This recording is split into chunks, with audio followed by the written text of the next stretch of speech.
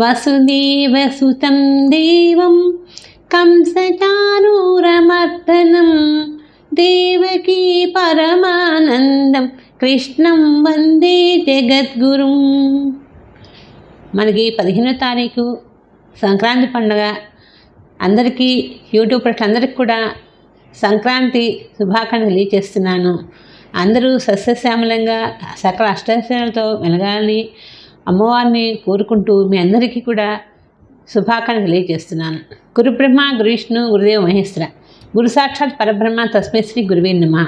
Doctor PA Raman గారి పాదం నమస్కరించుకుంటూ మనం ఈ వారం 14వ తేదీ నుంచి 20వ తేదీ వరకు వారఫలాలు తెలుసుకుందాం. ఈ వారం గ్రహసంచారం గ్రహించినట్లయితే మేషరాశి వాళ్ళకి చాలా బాగుంది టైము. గ్రహాలు కూడా అనుకూలంగా ఉన్నాయి. ఆర్థికంగా ఇబ్బంది అంటూ ఉండదు. కానీ ఉన్నప్పటికి కూడా అప్పుడప్పుడు ఇబ్బందులు వచ్చినా కూడా భయపడకండి. ఎందుకంటే టైం చాలా బాగుంది కాబట్టి ఈ రాశి వాళ్ళు ఏ కార్యక్రమం చేయాలన్నా, వ్యాపారాలు చేయాలన్నా దీనికి శ్రీకారం చుట్టండి. చుట్టినట్లయితే అన్ని విధాలు కూడా మీకు కలిసి వస్తుంది. ఇంట్లో కూడా బాగా సందడి కాని వస్తుంది. గృహోపకరణ వస్తువులు కూడా కొనుగోలు చేస్తూ ఉంటారు.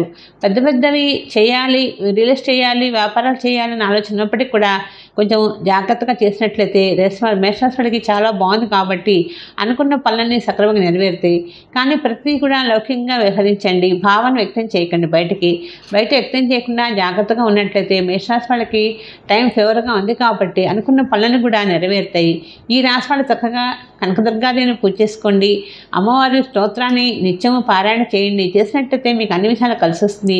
దాంతోపాటు కొంచెం అప్పుడప్పుడు ఎవరికన్నా కొంచెం దానధర్మాలు చేస్తూ ఉండండి. కొంచెం కందులు దానం ఇవ్వండి. ఇచ్చినట్లయితే మేషరాశి వాళ్ళకి సమస్యలు జరిగిపోతాయి.